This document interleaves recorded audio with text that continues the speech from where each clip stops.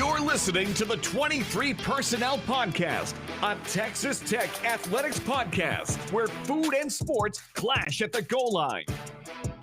Here are your hosts, Spencer and Michael. All right, what is up, everybody? Welcome back to another episode of the 23 Personnel Podcast. I am your host, Spencer, joined again by Michael. Michael, what's up, man? Oh, it's good to be back. It's good to have survived the first two rounds of the tournament, heading to the second weekend, heading across the Golden Gate Bridge. I do not have my tickets yet. Do you? Are you heading to San Francisco? I am not. I am not. I am not either. We spent all our money on spring break, so we're recouping right now, trying to get back. But man, this is. I mean, I'm ready to dive in when you are. I feel like I know that now that we're in the middle of it, we'll probably say, well, yeah, I'm going to be disappointed if Tech loses against Arkansas, or if they're able to get past Arkansas and then somehow loses against Florida, or somehow Florida's really good, Florida or Maryland. But I feel like this is a pretty good season. I think this is a great season, actually. I think we should not let this spoil us any more than we are already spoiled as fans, and enjoy it. But also know that, I mean, I think a lot of people thought the world was falling apart at some point in February, but look how far we've come. I'm happy for all of you. I mean, let's just jump in. Texas Tech heading to the Sweet 16. You've all seen it, but Texas Tech has done it now. What's it, 4 times in 7 years? Yeah. Under 3 different coaches. Is Texas Tech a basketball school? Would appear that way. Can't dismiss or underappreciate the foundational work that Tubby Smith did to get Texas Tech back heading in the right direction. Built upon then by Chris Beard, Mark Adams, and now Grant McCasland.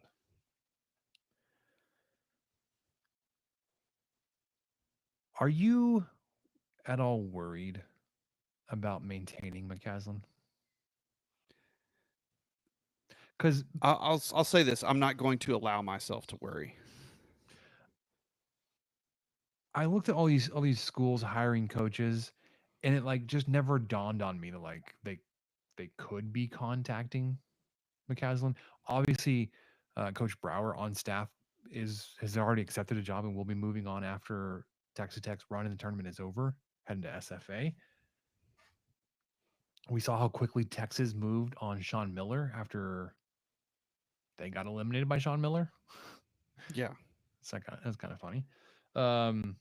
We saw how quickly Iowa announced Ben McCollum. So like he was already, brings into question though, like how committed to their current school are they in helping that team? I mean, you don't want to second guess their motivations too seriously or too strongly there, but like if you're interviewing and accepting a job at a new location, that raises a lot of questions for Spencer. But yeah, like, could somebody have Grant McCasland lined up to announce as soon as Texas Tech is out? I mean, it's possible. It is. The way Chris Beard left has left me so jaded and cold to the entire coaching profession. So this is not Grant McCaslin's fault. He did not create this outview or outlook that I currently have on it. But unfortunately, he's going to be on the receiving end of it, because I'll believe he'll be here when it's August and he's still here.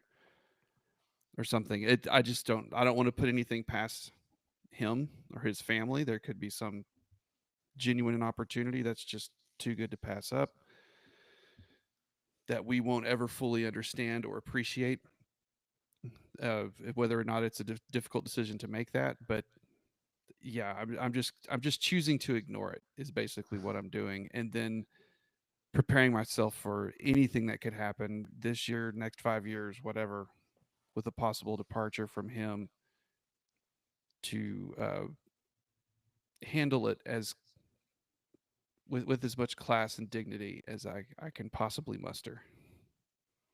Yeah. Because I mean, who wouldn't be looking at him? His second year, he's in the Sweet 16 here. He made the tournament last year, Mm-hmm. which was insane when you think about what all happened in the offseason before he arrived, and that he was basically, it was like him and three guys trying to Mm-hmm. put a basketball team together. Didn't even hear from him because he had no time to breathe. He was getting players. That was his that was all he could do starting in April, when the second he started, was put a roster together. And then, a year, almost 2 years removed from that, they're facing a number 10 seed, with a really hot number 10 seed. We'll talk about them later, but with the chance that they could make the Elite Eight. They could. I not looking past Arkansas. I'm just saying, hey, if you win another game, you make the Elite Eight. That's just math. But man, why wouldn't you be looking at him? So I think we should all kind of prepare ourselves a little bit. Who knows? I feel like 2 years. I feel like he would commit a few more years to Texas Tech, but never say never. I would. I am never going to be as blindsided as I was by that jackass meeting with Beard and Plainview McDonald's in 2020 or whenever that was, 2019. Why'd they go to McDonald's in Plainview and not like the Dairy Queen in Abernathy? I think Plainview must have a better private airport. That's my theory. Like, or a closer one. I would assume they would just fly into the Lubbock Executive Air Park, which is north of the airport. Too good for New Deal? What's up, guys? And then just hit the first restaurant you see up there, and that's a good old Dairy Queen off the highway in Abernathy. I know this Maybe place well. I think the Dairy Queen just has too much of a, and it's partially Larry McMurtry's fault, but it's also true. I think it has too much of a community vibe to it.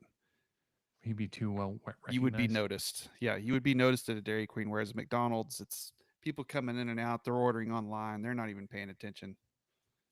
But a Dairy Queen, those guys have been in the parking lot since 4:45, waiting for it to open to have their cup of coffee.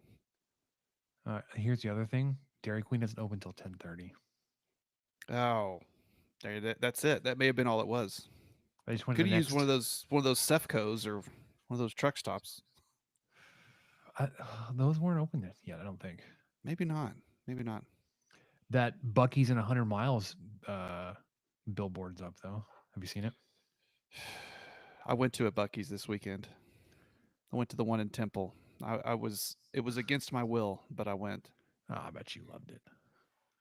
It was very crowded. Relished every second of it. Clean bathrooms and the Buc-ee nuts or whatever they're called. Buck nuts. What are they called? Beaver nuggets. Beaver nuggets. Those are really good. Okay, I'll admit that those were good. Yeah, not a squeegee nuggets to be found. I drove home the next 300 miles with a dirty windshield because the biggest gas station in the world can't be bothered to have a squeegee at pump 117. So it could have been Beaver Nuggets. It could have been Buc-ee's Nuggies. What? Are you making stuff up now? No. Buc-ee's Nuggies. What's Bold the difference? Sort of spicy. It's maybe like a blend. What are these? Oh, so you've got like because the regular ones are kind of maple syrup-esque, would be as close as I could define it. This is experience a delightful kick, perfectly crispy on the outside, tender on the inside. Snack offers a hint of spice that's sure to tantalize your taste buds. It doesn't tell you what it is. Made with quality ingredients, cooked to perfection. Well, nobody knows what's in it. I think they're just chips. Let's be Bits of honest. real beaver. Air fried beaver. They're basically like Cheetos Puffs, but not Smaller. quite as airy. Yeah, that's what it looks like. Anyways, So it's some sort of cornmeal thing, I'm sure. there's your food take so far. Yeah, the first of a few probably, but yeah, Okay. Grant McCasland. Glad you're here. Glad you're here. Please stay as long Oh, as absolutely. Yeah. as you can, as you'd like. But I'm done guessing what these guys are going to do. I mean, to that point, I'm not going to guess or speculate on players and if they're returning or not. Sorry, my nose is starting to act up. My But allergy medicine must be wearing off. If they're coming back or returning for next year, has there been news? No. Okay, sorry. It's not that I've seen. It's like you were teeing something up, like I missed some breaking news.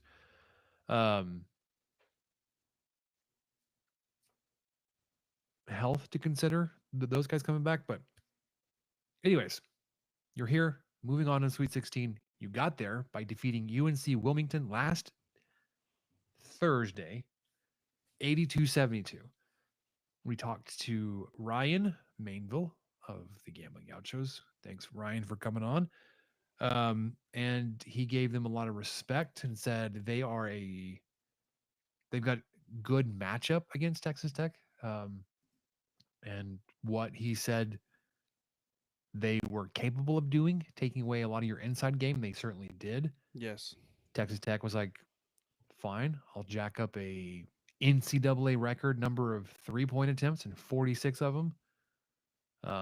Kerwin Walton, the doctor, had himself a night, 27 points. Texas Tech needed 17 of them. 18 at least. My goodness. And then did just enough.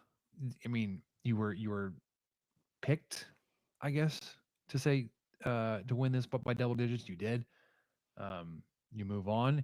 You take on the 11 seed then on Saturday, Drake, who had obviously knocked off the 6th seeded Missouri. In our conversation with Ryan, I was like, I don't know who I would prefer. I think I said I'd rather face a slower, more methodical Drake because I know your defense can probably handle them, and you've got multiple options on offense to attack their defense. Mm.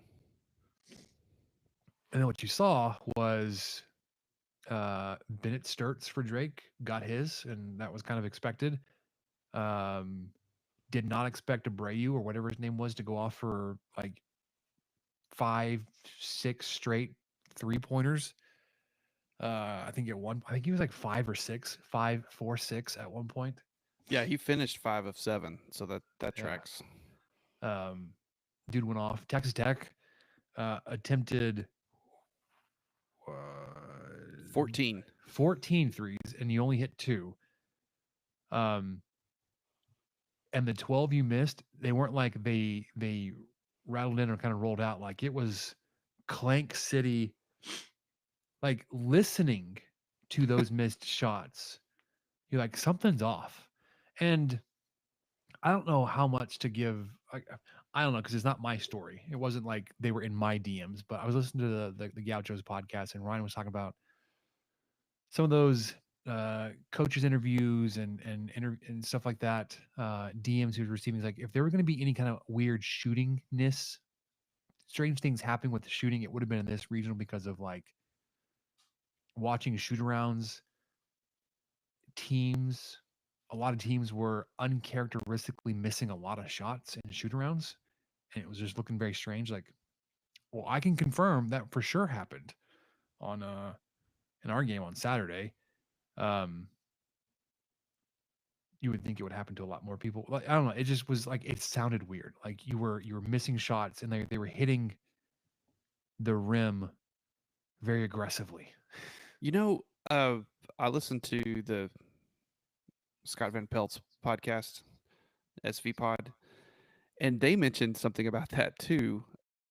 And SVP was just kind of pleading for the NCAA to, hey, we don't have to put the max PSI into the basketball. You can back off a little bit.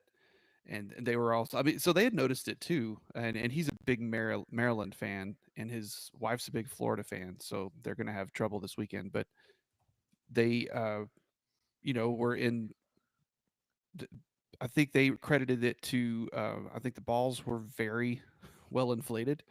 And I think most of these backboards and rims are just brand spanking new. So there's no give to them. But yeah, it was kind of jarring to see Tech be that off. I mean, even without Chance McMillan, which we haven't mentioned yet, he was out both of those games. Yep.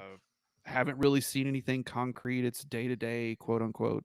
As far as I know, it would be tough for me to accept that he won't make it out for a Sweet 16 appearance. I feel like him sitting is probably just for this type of moment, but who knows? He still may not be ready to go. So I know nothing. I've heard nothing. So Well, I'm just speculating with everyone else. But what yeah, I've heard, what'd you hear? also speculation, but because of the open nature of player availability post game in the locker rooms, this is coming from the uh, Locked On Texas Tech podcast.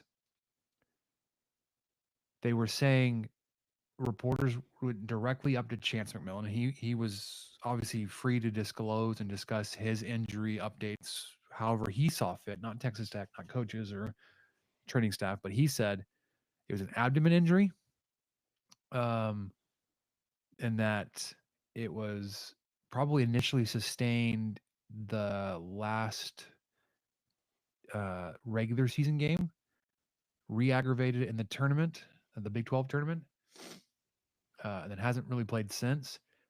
But the thought is that he is back enough that he could play this weekend, and it's more of a pain tolerance and is he able to move and how effective can he be at like 70% instead of like 100%?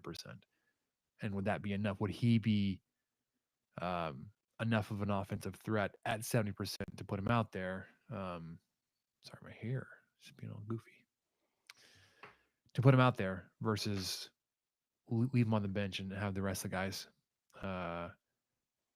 continue to fill in without him, because that they've done, obviously the two different game plans have Oh been man, like as different as they could be. You were shooting volume threes in game one, and you cut that volume by 2/3 and played very much through your big men, D5 and Toppin.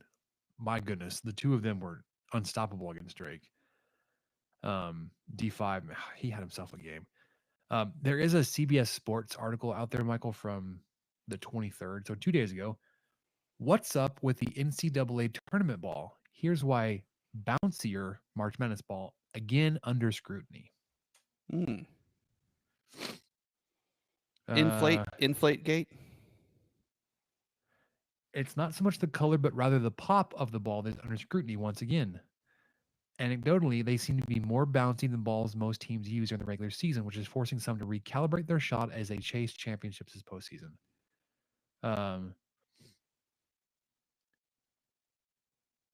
Three-point shooting numbers in the NCAA tournament thus far are at 32.3% entering Sunday, down from the regular season average of 34%.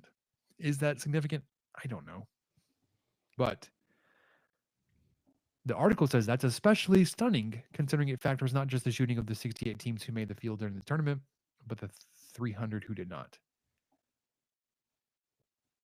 The benefit of playing with this new ball, the Evo NXT, is a better grip, which may be an unfortunate and unintended consequence that has played a role in the ball not finding its hole as frequently as the regular season. This ball has a new grip cover on it that provides extra layer of grip and moisture management, and a super soft core providing exceptional control and a softer fell. But the soft grip and squishy feel may be the sticking point because it's a squishier, may present that the ball is not inflated enough, thus prompting a potential overinflation. So it feels underinflated, so they overinflate it with air, and thus it's the too clanky. Uh, Let me see. Hold on. There was another statement here about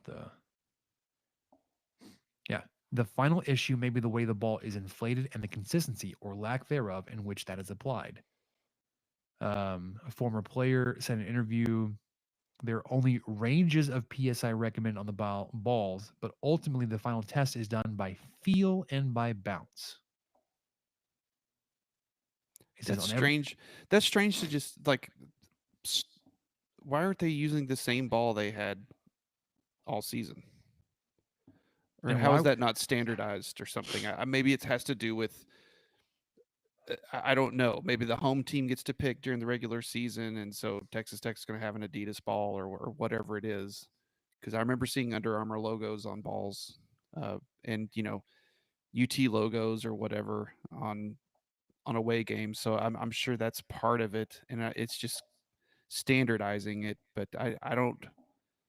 I kind of feel like if you know that's coming and that's your goal, maybe that's the ball you should use if you're allowed to. Maybe you're not allowed to.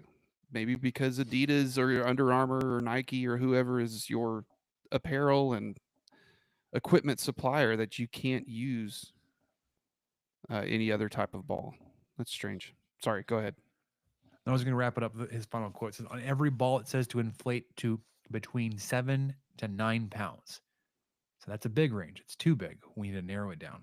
I don't know, like realistically, the difference in feel, 2 pounds, 2 psi, you're going to feel in a basketball. I assume significant. If that's the range, and then it's based on feel, Yeah, which seems like, well, whose feel? right. Because like, That's subjective. and if you're going with a player, like how would you pick a player? Or if there are 2 players, one from each team, what if they disagree? Yeah. Yeah, And they're probably not testing it by shooting it. They're probably just testing it by dribbling it. Dribbling it, holding it in your hand, that type of thing. You're not going to then go, okay, let me shoot a couple free throws with this and some jumpers. And that feels too, I don't know. so there's an issue with That's the ball. not how I would test one. I mean, if someone handed me a ball, I would just kind of squeeze it and dribble it a few times and be like, yeah, that's a little flat. But And according then to figure it out. the promotional materials of the ball, it's supposed to feel squishy. Hmm. So if it's supposed to feel squishy and they're trying to inflate it to then feel normal like the previous ball, you're overinflating it and then you're getting weird stuff happening like it just sounded different. Like, did you watch the game on Saturday? Yes, I didn't have but we got in on Saturday, so I missed probably the first 10 minutes, but Okay. I got most of it. Well, yeah. If you go back, just listen. You just listen to the like. You wouldn't be able to do it on a highlight because they're only going to show you made shots. But like, if you rewatch the broadcast of the game, listen to the shots that hit the rim. It sounds different. Obviously, Clank. it's now I know it's a different ball, but there's an overinflation issue with the ball. Anyways, okay, so that's to be considered. Maybe you're working on that this week. You're like, we're gonna practice with this ball all week. We're gonna figure it out. We're gonna adjust our feel or whatever. Saturday, yeah, you take down Drake 77-64 behind monstrous efforts from JT Toppin and D5. 17 also from Elijah Hawkins. Christian Anderson uh, apparently has been dealing with a not an injury but an illness, so he's not been feeling himself. On top of it's his first tournament game, so there's probably a little bit of that having to navigate. Having to navigate on a probably just a little bit different role, playing without McMillan. Yeah, Like all and these things starting. compounding. Yeah, all these things compounding. Sick, not not used to this specific role. New ball. I mean, And then still playing 37 minutes in both of your yeah. first 2 NCAA tournament games. So I can't wait for him to have just a breakout game Oh, this it's Thursday night. coming. It's coming. I hope maybe McMillan would start just so that Anderson can come off the bench, because I do think that has been his bread and butter all season, is coming off the bench, being the sixth man. And I don't know if it takes pressure. It doesn't matter. It doesn't matter what it does. But, obviously, if he was under the weather, that's going to affect you Yeah. no matter what. But if McMillan can go, at least give a solid 2 or 3 minutes, and then maybe come in throughout the game here and there. But if he can get Anderson coming off the bench, that might be a good way to go. Yeah. So Thursday, Sweet 16 matchup against 10 seed Arkansas. Some people, Michael, are turning their noses up at Texas Tech's run into the Sweet 16, potentially into the Elite Eight, because they faced 3 double-digit seeds. Well, here's the thing: as a high seed, you're always going to play a lower seed. I mean, you're That's a the 3 point. seed. That's why you want the high seed. Why you want the 3 seed, or higher? The only time you'd face a higher seed would be in the Elite Eight. Well, Texas Tech can. This is not. People can badger Texas Tech's softball strength of schedule non-con all they want. That was Texas Tech's decision. This is not. They're just playing the teams in front of them. And the other thing that got me on this, Spencer, because I saw this too. It was an article on the Score or whatever, and it said the exact same thing you just did. Well, one of the knocks against Texas Tech is their only wins are against double-digit seeds in the tournament, and they're about to play a third one. Well, guess who had Arkansas ranked 2 spots ahead of Texas Tech? So screw off. You can't have it both ways. They had Texas Tech ranked 14th of the last 16, and they had Arkansas ranked 12.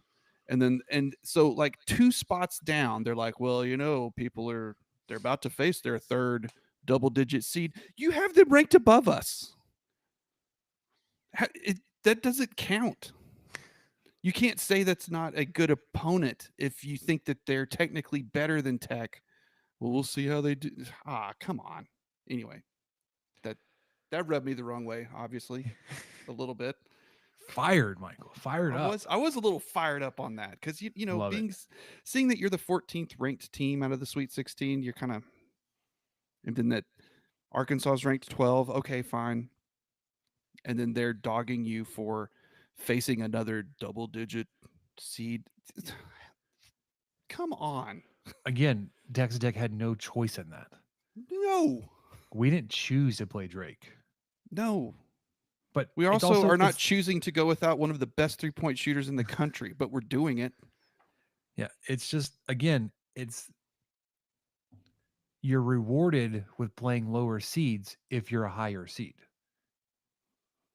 Again, Texas Tech wouldn't face a higher seed than them until this part of the bracket, potentially in St. John's, but they were eliminated. You would have faced St. John's on Thursday night, which would have been a 2 seed. If Tech would have faced Missouri and beat them, they would have come up with another thing to say. That was demeaning and still backed up their 14 out of 16 ranking. I'd be interested what they would have said if it was like, okay, so we took on Missouri 6 seed and St. John's 2 seed. They have one of the toughest stretches. Maybe. That might be it. Again, that's just chalk. That's just literally like that's how it would happen if everything lined up. So we'd probably get no credit for it.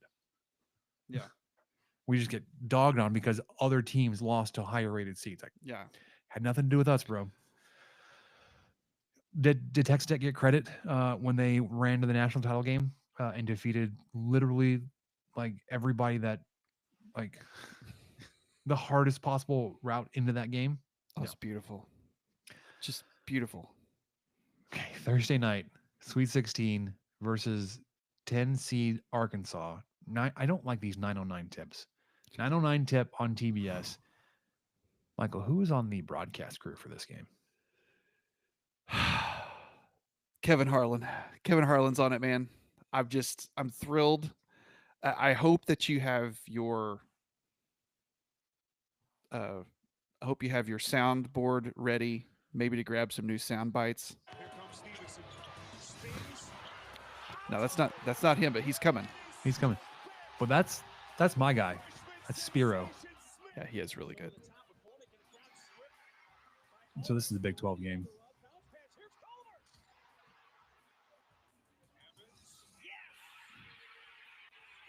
Okay, so we're just let's not turn it up.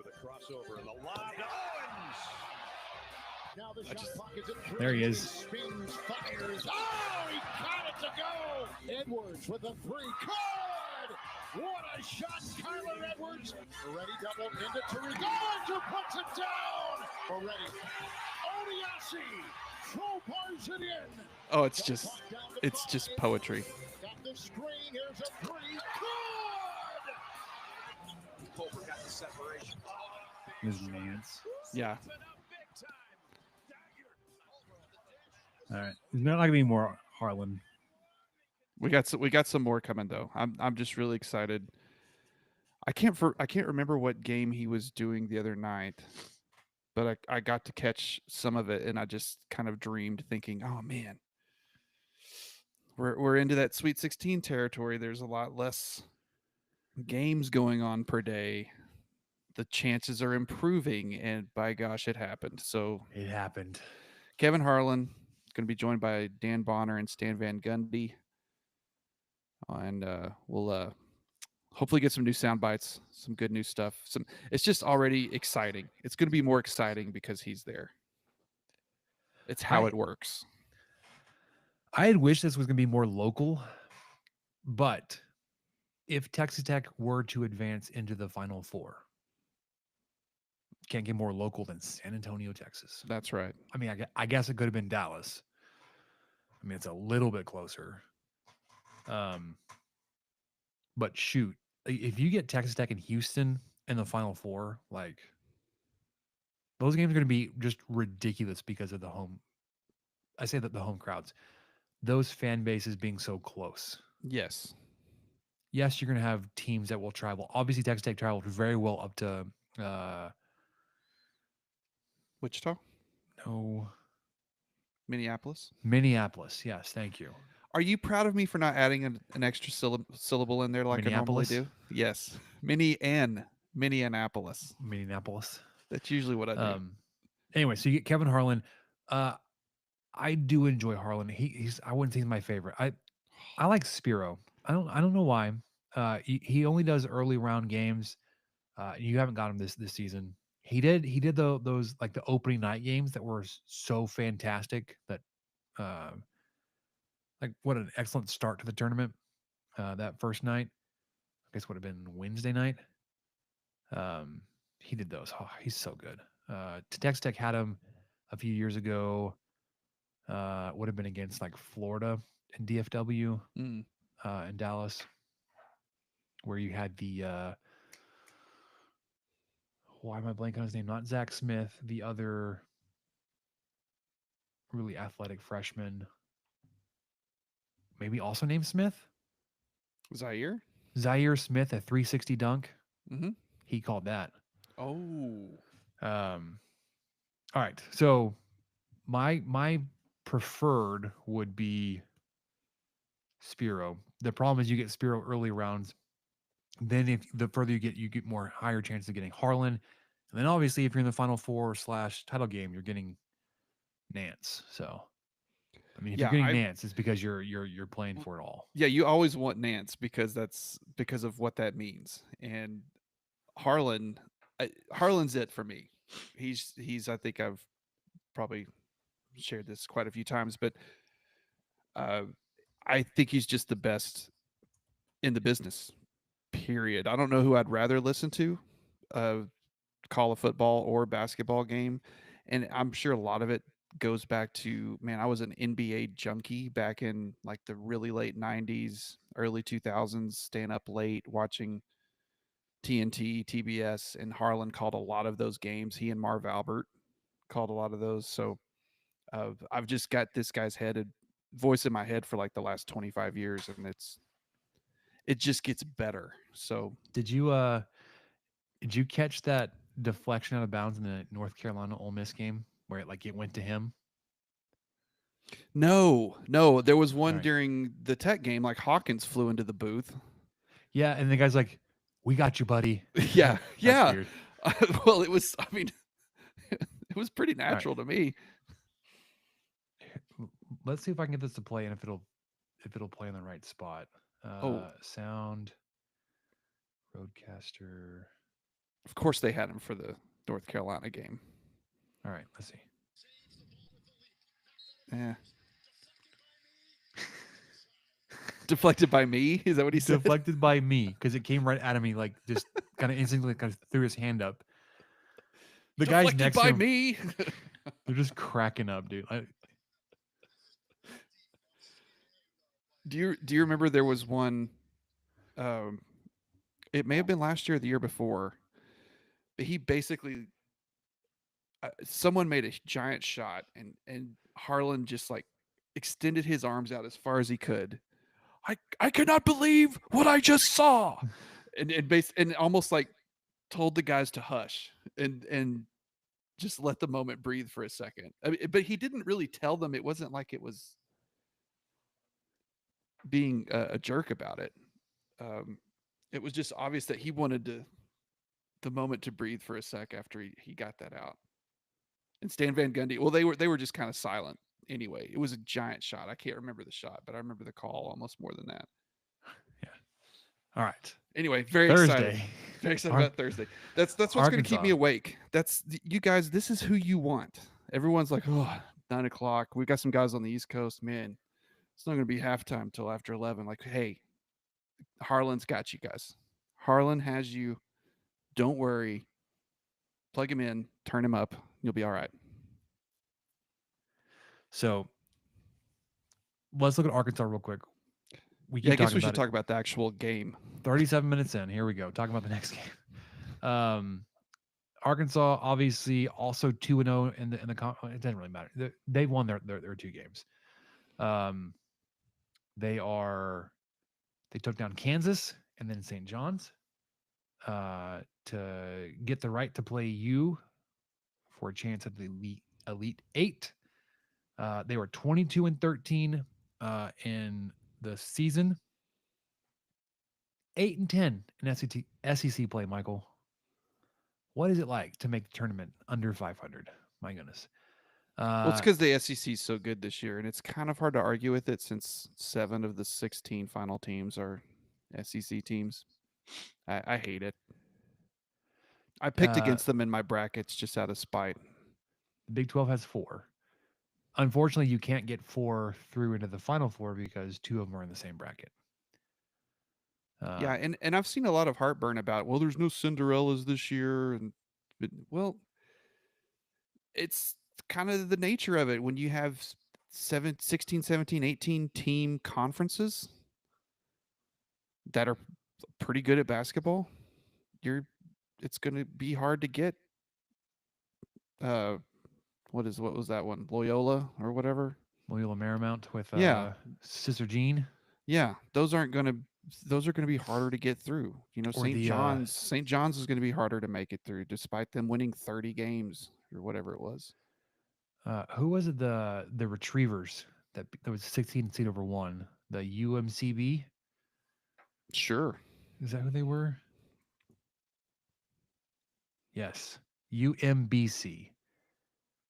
Oh, they had a really good University of Maryland guy. Baltimore County. That's right. Oh, they were 8th in the America East. End up losing to Bryant, who did make the tournament. Okay. Arkansas. You get distracted. They are potentially expecting the return of Adu Thero. It's a 6'8", 220 freshman. Has not played in about a month with a knee injury. Up until that point, he had played and started all 26 games, averaging almost 16 points a game and 6 rebounds. So his return would be pretty big for them. I don't know if he would be 100%, just jump right back in and do that. But obviously they've done okay without him.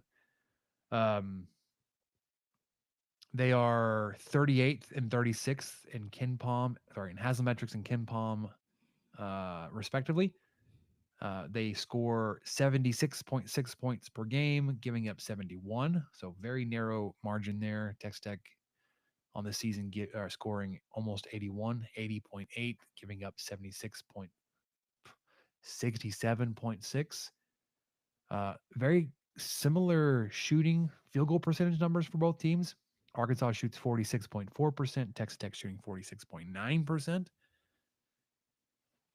Texas Tech much better from three, shooting 37.1, Arkansas shooting 32.4. And this is the thing I think Mainville was pointing out as one of their glaring weaknesses. They do have size, but they do not have three. They do not defend very well on the three. They give up 31.6%, highest of anybody left on your schedule.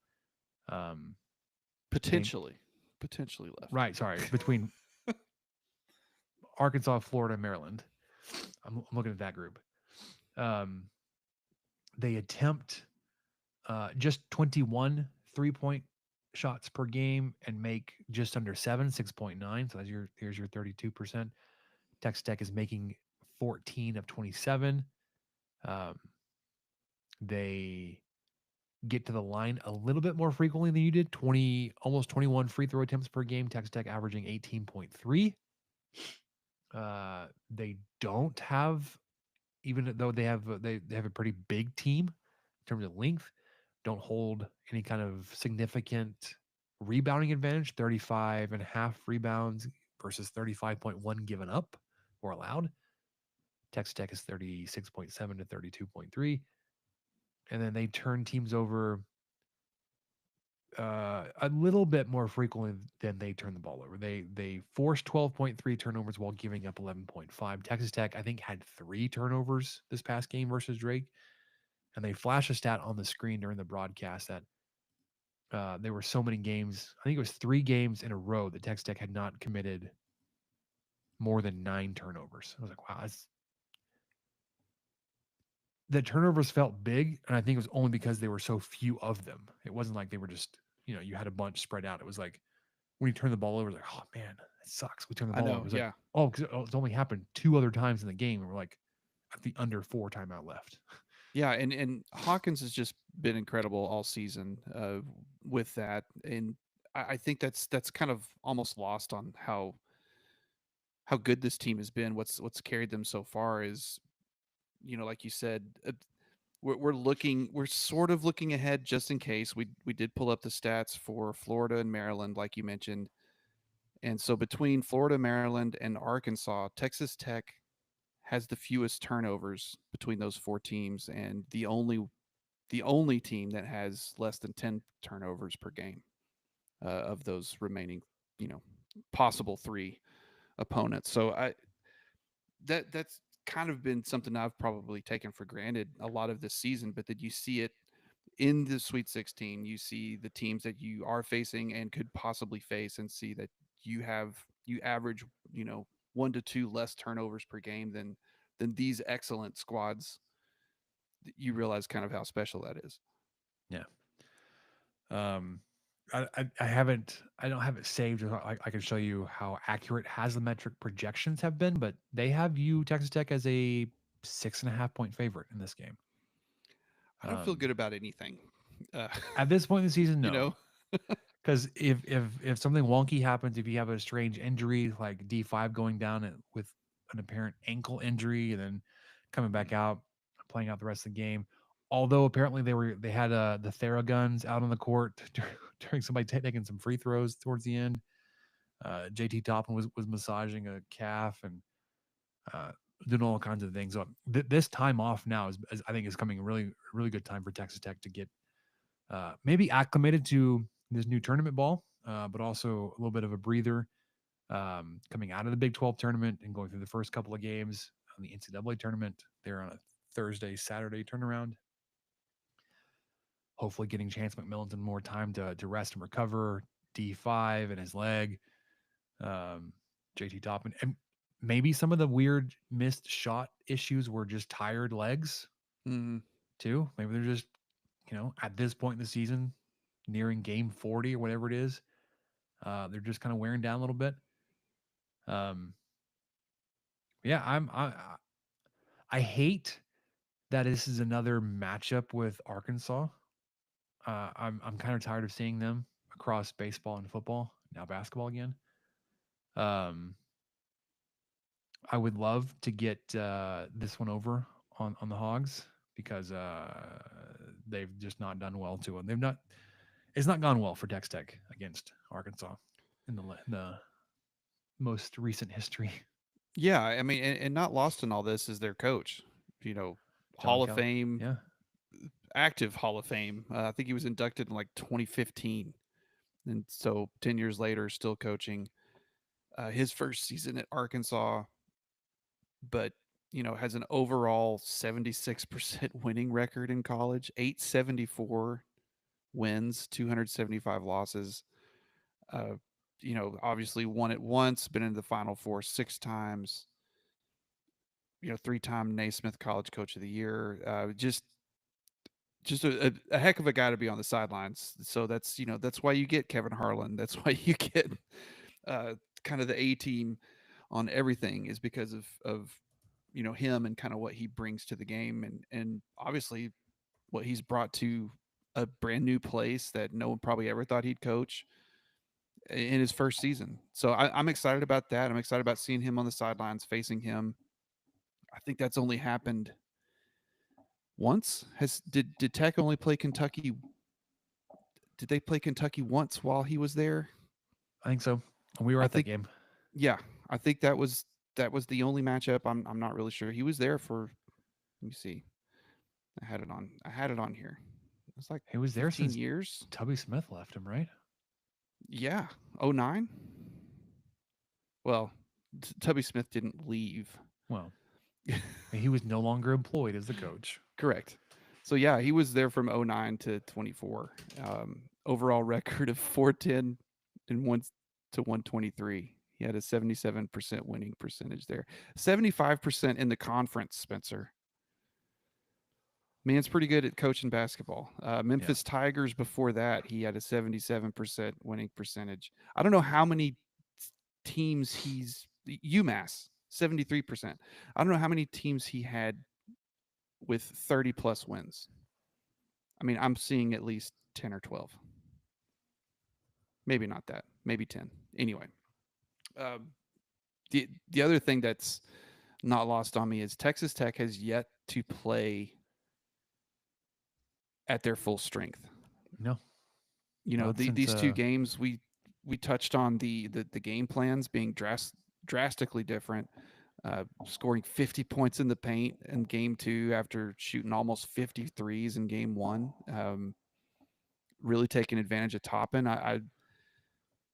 I'm not sure. We have not seen their potential yet. So that's what makes me the most optimistic. If Anderson can get going, if Hawkins can drain some of those threes, because he can get hot here and there. Get Walton set up a little bit more. I think he only took 2 threes against Drake. So there's a lot there. And seeing different guys step up is that's what makes every basketball team special, but especially this season. D5 may be quiet for a few games and then he goes off for 28 points. Or Toppin's hardly ever quiet, and when he is, everyone's like, what's going on, what's wrong? And then the next game he has a double at halftime, just about. So it's not like Tech can't compete with maybe some bigger guys, but I am optimistic just knowing that they have yet to play, 1 at their full strength or 2 at their full talent capability.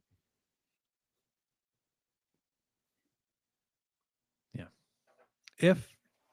When Texas Tech wins on Thursday, they'll play the winner of Florida, Maryland. Do you have a preferred team you want to see there, Michael? I think if I had to pick, I would rather see Maryland. Me too. I'd kind of been sleeping on Florida all season. They look really hard to beat. They kind of remind me of Houston, but maybe the defense isn't quite as stifling. but they're outscoring opponents on an average of 16 points a game. And they're outscoring their field goal percentage is 8% plus in their direction. 3-point percentage is 6% plus in their direction. I mean, they are a Well, so lot is better Tech. offensively and doing right. But Tech's pretty good. I wouldn't want to face Tech either. They So, also have a significant rebounding the advantage. rebounding, yeah. They're grabbing 8 9. more boards, 8 or Yeah. 9, yeah. So it's, if I had to pick, not that Maryland would be, oh, thank goodness, we only would have to play. Oh, good, we just have to play Maryland. I don't think I'd look at it that way either. But a 30-4 team versus, I forgot what Maryland was at. They're 27 and something. I don't know, something about a team having 30 wins right now. I'd rather play the 27-8 team. Yeah, and if you look at the statistical matchup here, we actually are very similar to Maryland. Maryland scores 81.4 points per game, Texas Tech 80.8. They give up 66.6. Texas Tech gives up 67.6. Mm-hmm. They shoot 47.1%. Texas Tech shoots 46.9. They give up 41.3%. Texas Tech gives up 42.5. Almost identical 3-point shooting splits. Their 3-point difference is almost 2 points lower. You give up 31.9. They give up 30.2. You shoot more threes than they do, 27 to 22. Get to the free throw line a little bit more than you do, 20.2 times. They shoot it almost exact same percentage as you do. Rebounding is almost identical. Turnovers are almost identical. They turn over teams a little bit more. 14 turnovers. They forced 14 turnovers to your 11.6. So statistically, looking at season averages, you're a lot more like Maryland than you are Florida. You're 10th in Haslametrics. Maryland is 6th. Ken Palm, you are 8th. Maryland is 10th. So very close there. While both ranking services have Florida as 3. So Ooh, yeah. there you go. We will obviously have a Sweet 16 and Elite 8 wrap up. Final Four preview next week. Hopefully, yes. Yeah, hopefully. If not, at the very least, a Sweet 16 recap with some Kevin Harlan highlights to share. Michael, let's talk about the women, Lady Raiders, before we move on to baseball real quick. Yes. So, Lady Raiders, when I was last on 2 weeks ago, and thanks again to Ryan for filling in last week while I was at a water park. But the Lady Raiders, I was obviously wrong.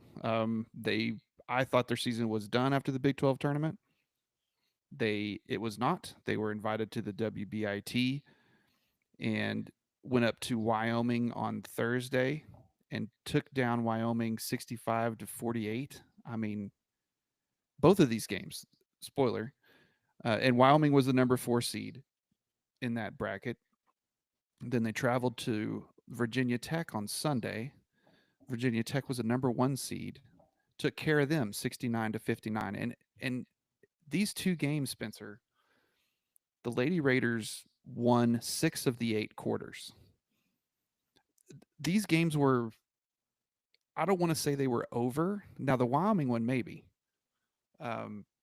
Texas Tech went into halftime up 34-24 and then just never looked back. They won 65-48.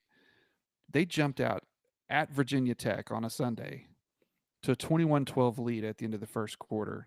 Then they outscored them by 3 in the second quarter. So they went into the half up 36-24 and just, had a rough third quarter. That was the only quarter that Virginia Tech outscored them. And then they recovered and won 69-59. Both of these games, it was just crazy watching this team. I don't know for sure. I don't want to say anything too bad, but I believe Maya Pete has kind of medically retired, and she was also a senior, so she hasn't been available in these games. And man, the offense sure seems to run a lot smoother, or is a lot more efficient with her not in there, and Gerlich kind of toying with the lineups a little bit, bringing Bristow in some more, bringing Blacklock in a little bit more. I really enjoyed watching these games. And the whole time you're like, man, I wish I could have seen this team be like this year. I don't know if it would have, I don't know if it would have flipped. I don't know. It could have flipped 4 or 5 games pretty easily.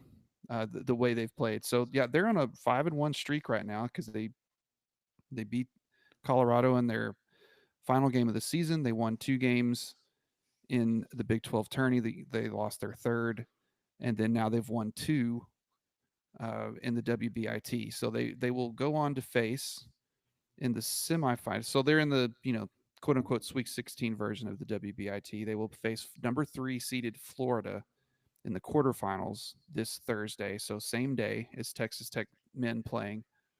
It'll be 5 p.m. on ESPN Plus. If you guys want to tune in, check that out. See if the Lady Raiders can end on a high note this year. Kind of, I've seen a lot of, it's too bad they're not winning when it mattered. Like, well, winning's winning, man. I mean, I'll take it, even though it's frustrating that it wasn't those 6 and 7 point losses during Big 12 play. It's at least happening, and that gives you a lot of hope, because the other big news that happened today, Aaliyah Chavez, is she the number 1 recruit in the nation? Yeah. Local Lubbock Monterey product, made her commitment announcement today, and it was not to Texas Tech. She is going to Norman. She's going to become an Oklahoma Sooner and be up there for the start of her collegiate career, at least. There's kind of some theories floating around that Nike may have been well involved in this for quite some time, and she may have a very lucrative deal with Jumpman coming up. But who knows? Those are just things that have been thrown around. But if that's the case, I don't know if Texas Tech ever had a chance, honestly. It's hard to compete with Nike. So anyway, congrats to them and their family. I know she had a lot of good options to go play. I'm selfishly glad it's not in Austin. Yeah. I think my favorite choice, if it was not Texas Tech, would have been South Carolina, but I can live with this, and it doesn't matter if I can live with it or not. I'm just some guy. But best of luck to her and her family, and we'll still be following her and hope that she does well. It does help a lot too that OU and UT are in the SEC now. So even if she went to UT, it just wouldn't be.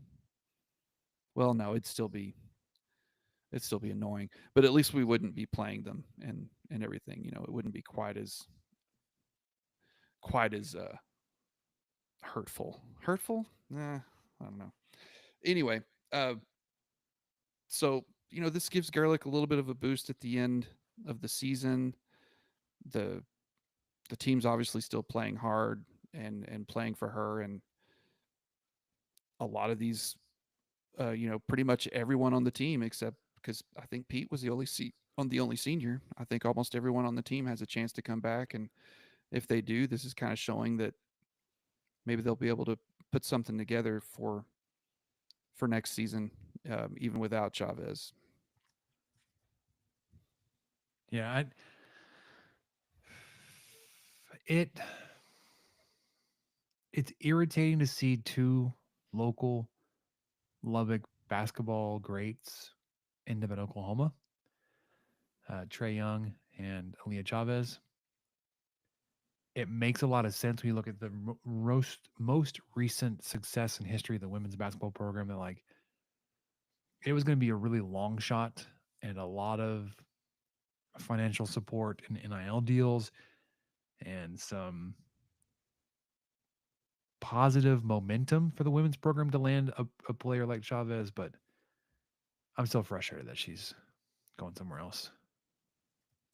I know. I mean, I do. I don't really wish this either, because then you don't want something bad to happen to somebody or to have a bad experience. But I would imagine the door's open if things don't work out in Norman like she thought. She may have the chance to return or be given the opportunity to do so, or I wouldn't close that door altogether. But who knows if she's as I don't know the WNBA rules, if it's the same as NBA or what. But if she's as good as most experts think she is, and I mean, why would anybody doubt it? She may be wanting to go pro in a couple of years. I don't know. Yeah. But like I said, I don't know if it works the same in WNBA. I think I forget what it is in NBA. You have to be a certain age or play. You can do a one and done. That's pretty much it. I think it's just really rare to go. I think LeBron's the only one, and Kevin Garnett maybe, who went straight from high school to NBA. Yeah, I don't think that they do that anymore. And honestly, from what I've heard from Caitlin Clark and her professional earnings, like you probably make a whole lot more money in college, honestly. Oh, it's probably comparable. I mean, I think that I would agree with that. And I don't think Clark had the hype coming in quite as much as Chavez does. I don't know that for sure. If I lived in Iowa, I might have a better pulse on it. But Chavez may be able to make some almost professional money just immediately, and Yeah, Clark that's may fine. have had to wait a little bit. Of course, she had to wait because NIL wasn't a thing yet. I don't think when she first started, but I get what you're saying. Yeah, the WNBA salary is not where the women make money. It's the endorsement deals. Yeah. Well, best of luck to her in Oklahoma until they play any Tech team. Uh, until they ever play Tech, if they ever play Tech. But let's jump over to baseball really quick before we wrap this up. We got a couple of things I want to end on what we learned, but successful Big 12 opener last week with a sweep against Houston. You come home for your Big 12 home opener with TCU. You lose Friday, you win Saturday, and then you lose on Sunday. And I didn't catch any of the Friday game. We were there for a good section of the Saturday game. That was a lot of fun for the kids, for me especially, because I was watching the game, but they were also there having a good time. And it was a beautiful day. But then on Sunday, man, you situational hitting with chances to win the game, 9th, 10th, and 11th innings. He couldn't get it done. The 9th inning, you had a very gutsy, ballsy call to have Kyler Thompson bunt. And he bunts 3 times. The first 2 foul, and like barely foul, and good on the defense for letting it go foul. The third one, it's right up the line again, and they're like, we're going to let this one go foul. And then it ends up hitting the bag, which is, if you know baseball, if the ball hits the bag, it's fair. So he bunts on, and you're like, oh my gosh, here we go. Winning run on second, got a runner on first, 1 out. No outs. You got no outs. And then Damian Bravo comes up to bat, and you ask him to bunt. What does he do, Michael? The very first pitch, pops it up, gets caught. All right, 1 out. You're like, well, that hindsight, very quickly be able to cash that in. Probably should have taken the bat out of Bravo's hands there to have him bunt. And then it was, I believe Maxey was batting third after Bravo grounds into it. Villeneuve. Oh, yeah. It's Villeneuve. Grounds into an inning-ending double play. And you're just like, well, that sucks. That hurt. 10th Oh, that inning. hurt.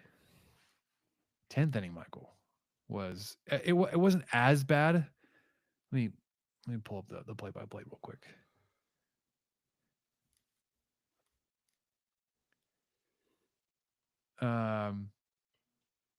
You get your leadoff runner on, Logan Hughes singles down the left field line, and then Dylan Maxey grounds into a double play. So there's a Maxey double play, and then Peyton Schultz lines out. So you get your leadoff runner on in the 10th, and then immediately ground into a double play. And you know what's wild, Michael? I love John Harris, but there are times he says some really stupid things. He says he's talking about how many double plays TCU has turned, and I think it was like at that point like they're 6th or 7th in the game. Like, how many double plays can you turn in a game? Well, you can turn 1 per inning. Yeah. You can't turn 2. No. Well, you can't turn 2 double plays in a single inning. And then the 11th is just a disaster for you. Defensively, well, hold on. You give up a single, and then you get the batter out on batter's interference. He swung at a strike, missed it, but stepped over the plate as Maxey came up firing to try to get the guy out who was stealing second. So batter's out, runner goes back to first. You're like, that's. Then the very next batter hits a 2-run home run. And you're just like, yeah, this was Parrish. Man, he had been looking good. Yes. Up until this 11th inning. And he, at this point, I think he had gone through the rotation 3 times. So they had seen him now up there for the 3rd time. And Stroh-Snyder, I think he threw the same pitch every time to him. And he was just like, he was ready for it. So they take a 7-5 lead there.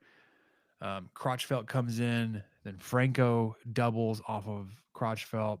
Brunson doubles, scores Franco. JT Drake comes in, and you get Bowen, who was a defensive replacement earlier, singles to right field, but is caught at second base.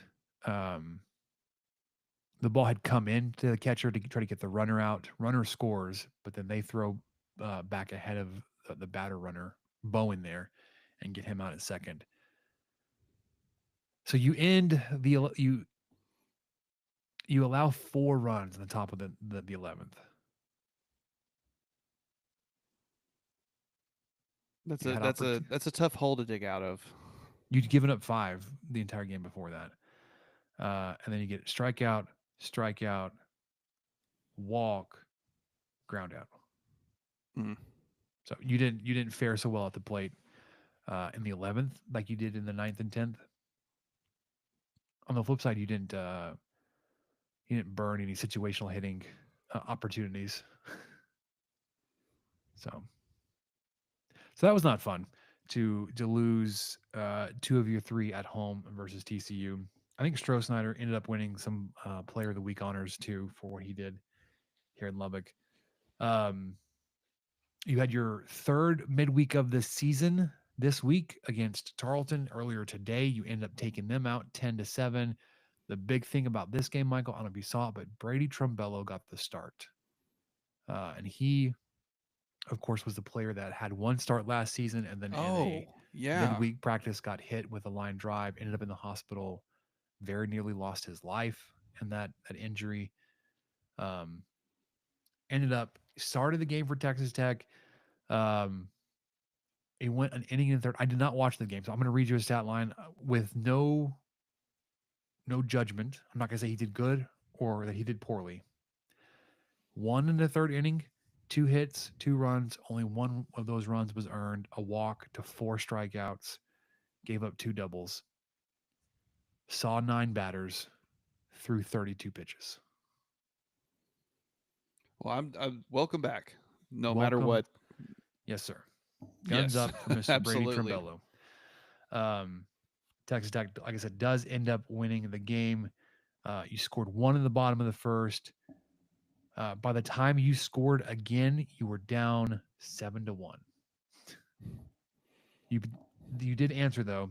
You're down 7-1 in the bottom of the fifth. You put up 4 runs in the fifth to get it to 7-5, and then you put up a 5 spot in the seventh to get 10-7. You did this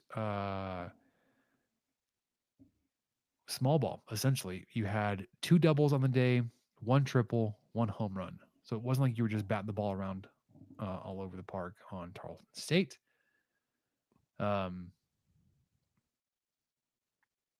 So Yeah, there were. This was one I was listening to best I could at work, and at least the first couple of innings, I think the first 3 errors in the game were all to the pitchers. I think they were making bad throws to first, or it was hard for me to keep up while I was trying to actually work and just listen. But Choice and Jamie were both kind of thrown off by all 3 errors being by pitchers. And Jamie even said they're usually supposed to be able to throw it in the right spot, right? Like, yeah, that's the that's the gist. yeah, it's the point of being a pitcher. It So they happens. will hit the road this weekend to take on Kansas State. They are 5-1 in Big 12 play, tied for first, 15-8 on the season. Friday night, Saturday afternoon, Sunday afternoon, 6 p.m., 4 p.m., 1 p.m. respectively, before you take on Oklahoma next week in Frisco.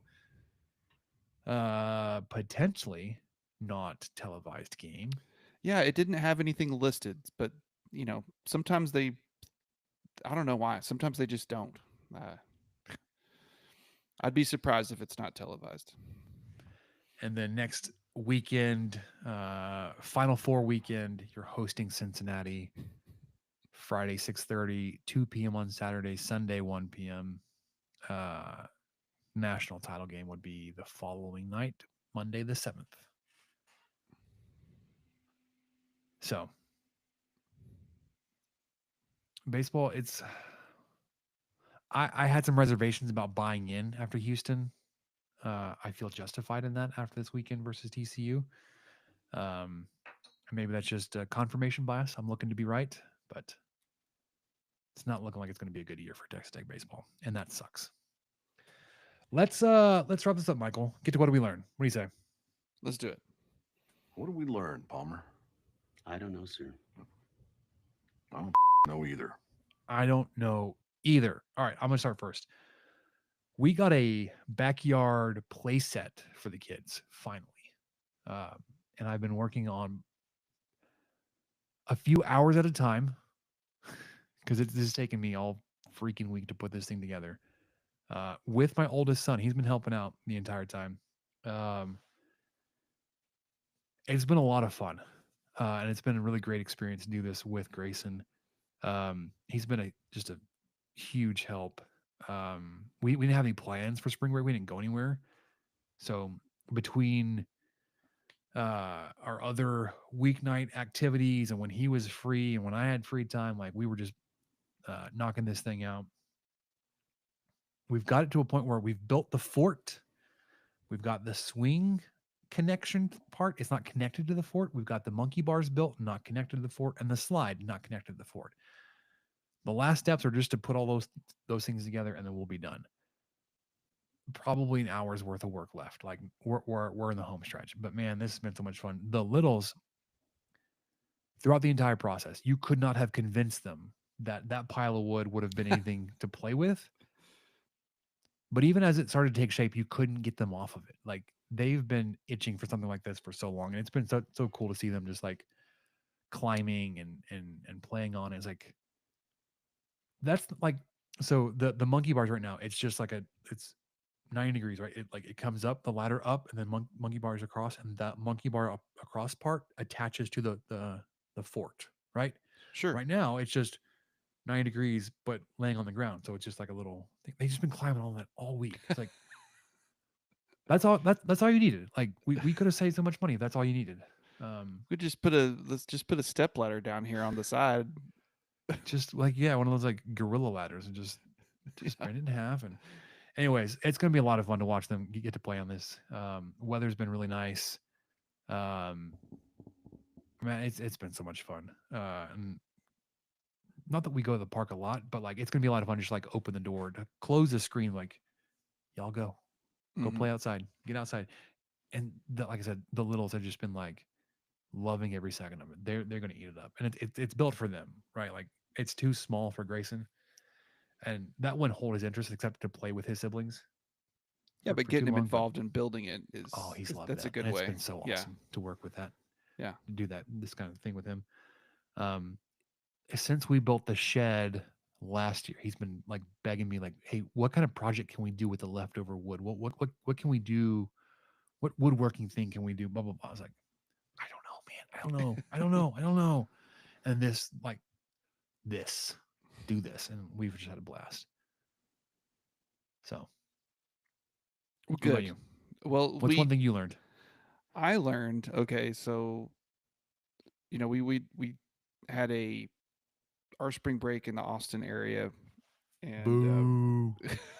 Sorry, boo, Austin. I not did, like I did see we were kayaking out on Lady Bird Lake, and the crew team went by a couple times, and I actually gave them a guns up once, but it was just, and I wasn't trying to be that guy, like, I will go to Texas Tech. I wasn't trying to be that guy, but it was just like an involuntary reaction. They went by and I was like, "Oh, hey, you're just." It was like waving, and then I realized, oh, well, now I'm that guy, I guess. But anyway, so we finished the last night. We'd booked reservations for this place called Lonesome Dove, Austin, and it's a fancy schmancy place with a lot of different game meats, and it was fantastic. We had our 8-year-old was there. She's getting way more adventurous in food. She ate so many cool different things. We were so proud of her on this whole trip. And we had food trucks. We had just a lot more than chicken nuggets. So it was great. And she's always been pretty adventurous, but she kind of just likes her exact things. And but this time, they just weren't available. You're not going to go to a food truck. She was dying to go to we went to a park that had all these food trucks, and she'd been wanting to do that. And I was, "Well, sure." And you go there and like, well, sweetheart, they don't have Chick-fil-A chicken nuggets here. You're going to have to get what they have. And so she's over there eating like beef shawarma and like Vietnamese tacos and with like shredded beef in it and just falafel.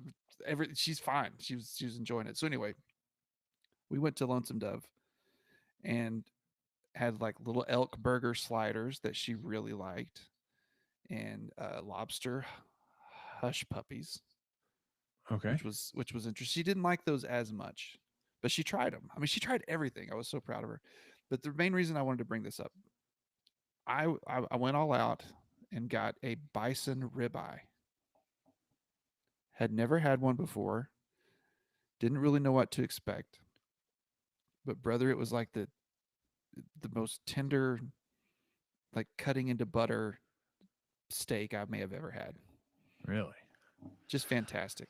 I've had a bison burger before, and I can't tell you anything special about it, just because it's been so long. But Oh, the bison ribeye though, very special. I don't know. I don't know if they marinated it or dry brine or something to make it that tender, or is it just how that works? But they had like this little, I think it was some sort of demi glaze or something that they kind of, I'm gonna say sprinkled. That's not right. Drizzled. That they drizzled on the top. That's made out of wine, and so that really added a lot of depth to it and just a little bit of sweetness. It wasn't overly sweet, and it wasn't overly seasoned either. I mean, I swear the seasoning was probably black pepper and salt and maybe one other thing. I don't know. And then that little demi glaze that they put over it. gosh, man, just a phenomenal thing. Gonna keep my eyes out for bison ribeye on sale if I ever see it. Maybe Red Raider Meats will have a deal on a bison ribeye. You probably You need to know. hit up the specialty butcher shops in town. Maybe so. It'll definitely be like a birthday thing. All right. Speaking of food, interesting food happenings. I saw this recipe. I think it was on Facebook. This lady, experiment, whatever you call somebody that like makes recipes. We'll go out and test things and end up making a recipe. She made a pizza with a crust made of ground chicken, egg, and Parmesan. And you're like, whoa, that sounds weird. Is this like a secret menu item at Kentucky Fried Chicken? Is this like the double down pizza? Yeah, you're gonna like walk into you'd have to find some place that does pizza and chicken. So like a Bubba's, and you're like, KFC, Taco Bell. I need the Cluckety special or something. Double Dave's comes up with some The weird double stuff. clucker. Yeah.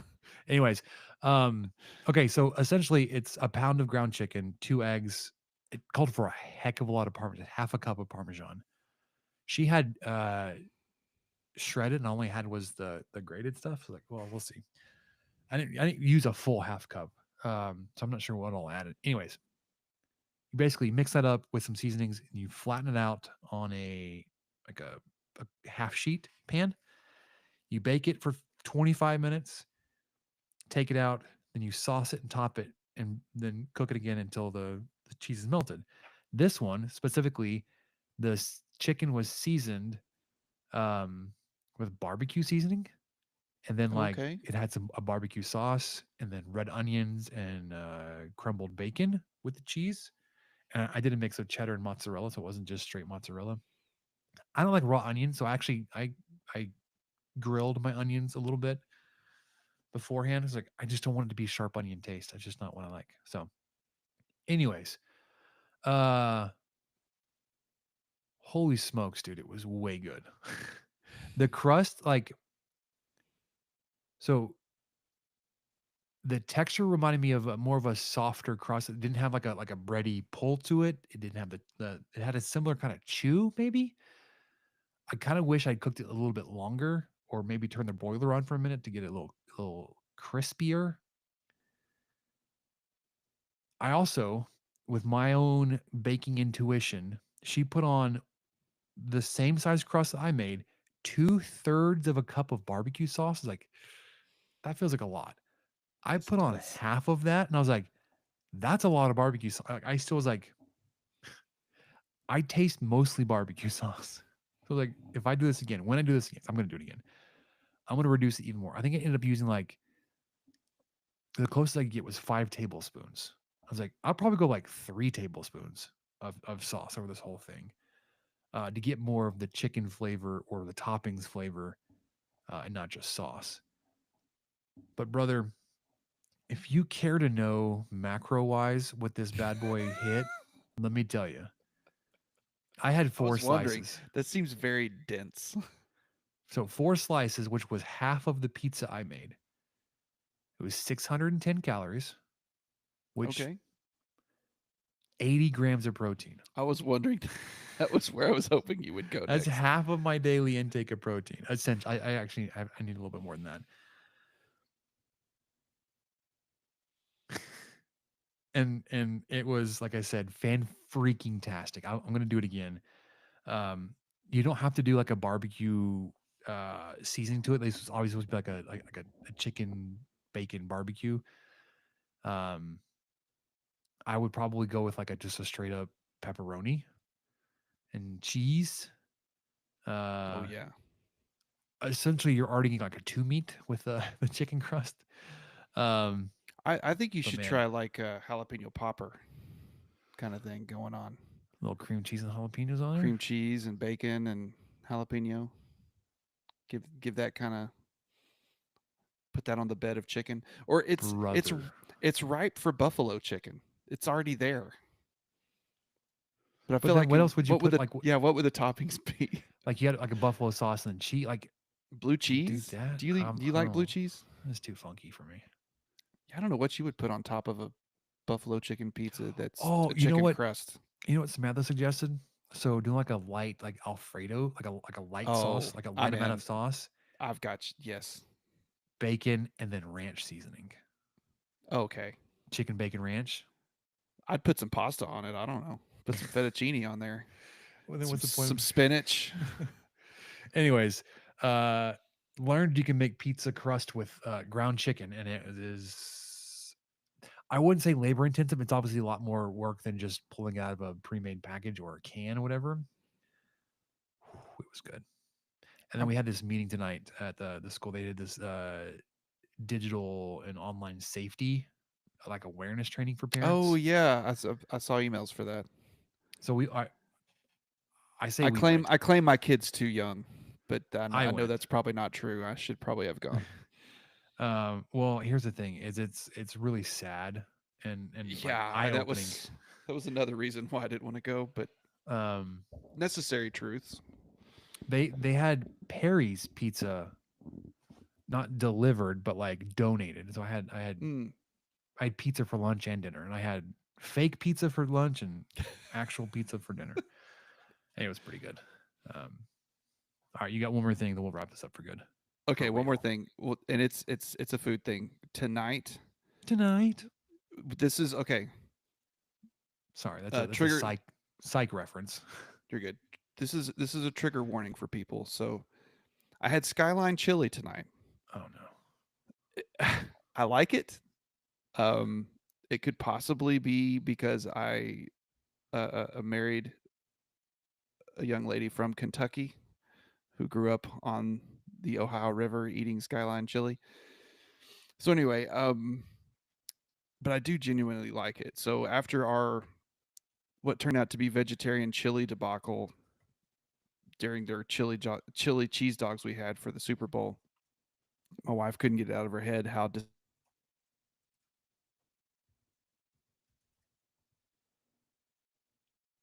Oh no, we lost Michael. Hold on. This may be me. This may be me problem. Nobody move. Oh. Hello? There he is. He's back. He's back. I don't know what happened.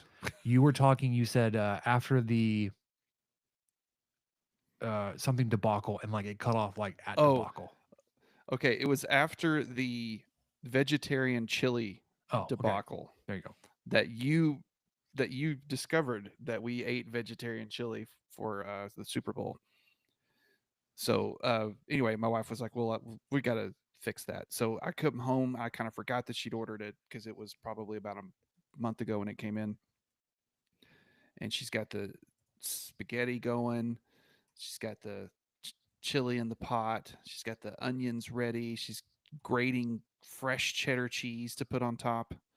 So it was technically a 4-way because it had the noodles and the chili and the onion and the cheese. Outstanding. I know that a lot of Texans will think that's blasphemous, but Skyline chili, man, don't sleep on it. Give it a try. They know what they're doing. And think about you know everyone's that's weird to put chili on spaghetti. Think of it's really not. The consistency of it is the same as probably any meat sauce you ever see. And think of all the weird stuff we put in chili that people probably think is weird. Like what? What do we put in chili that's weird, Michael? Saltine crackers. It's more of a garnish. But you're right. You're right. I've been known to crush. Cornbread. Yeah. Okay. Fritos. Sour cream. A lot of people really just don't like sour cream, period. Tortilla chips. So, hey, not a hater. But anyway, I really enjoyed the Skyline chili for dinner. I guess it's okay. You and I, the last two things we've talked about, we've both kind of received it the same way. Like, I don't think I'm ever going to make chicken crust pizza. And you're like, I am never going to try Skyline chili. I may have to swing by some leftovers. Like, you got to try this. I'll trade you a can of Skyline chili for it. like I said, the only problem is it's a little heavy. Even cutting the sauce in half. This recipe was heavy-handed on the sauce. Yes. Well, and on the protein and the Well, I mean, gastro intake. if you're used to eating a lot of protein, like your That's boy true. is, That's true. like for a while there, on advice from a registered dietitian, I was aiming for 200 grams of protein a day, and I was hitting it most days. I stopped meeting with her because it's like I don't really feel like I'm gaining a whole lot out of this anymore. More of a maintenance thing. Everything was going right, so I stopped meeting with her. It's not you, it's me. And then I after the New Year's, like I've gained all this weight, which I knew was going to happen. Then it was like it wasn't coming off. So I was like, well, let's touch base with the dietitian again. And I'm meeting with a different one. She's like, 200 grams of protein is a lot, especially on a 2,000 calorie diet. It's like, yeah, because like the thing I had been told, a high protein diet was like a 10-to-1 ratio of like 10 grams of protein. Sorry, flip that. 1 gram of protein to every 10 calories. So 200 grams of protein to 2,000 calories.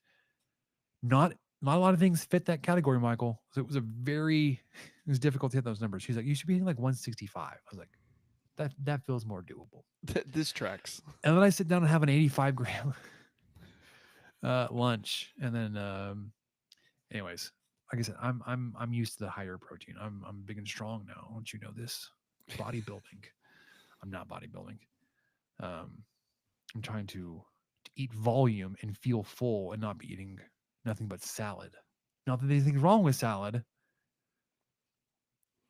But yeah, salad can have an effect on me where I like, oh man, salad, that's what I want. And then 9 o'clock at night, now I need a cheeseburger because of the salad I had.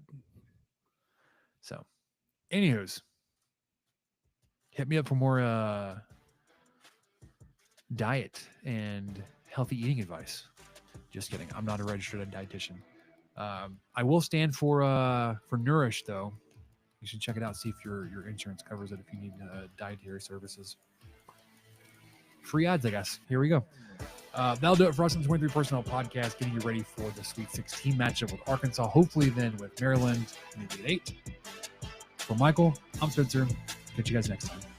Thank you for listening to the 23 Personnel Podcast. Help us out by subscribing, rating the show, and leaving a review. Follow us on Twitter at 23 Personnel, Spencer at Punt Suck, and Michael at Michael_LBK. Be sure to catch the next episode. And until then, guns up and let the tortillas fly.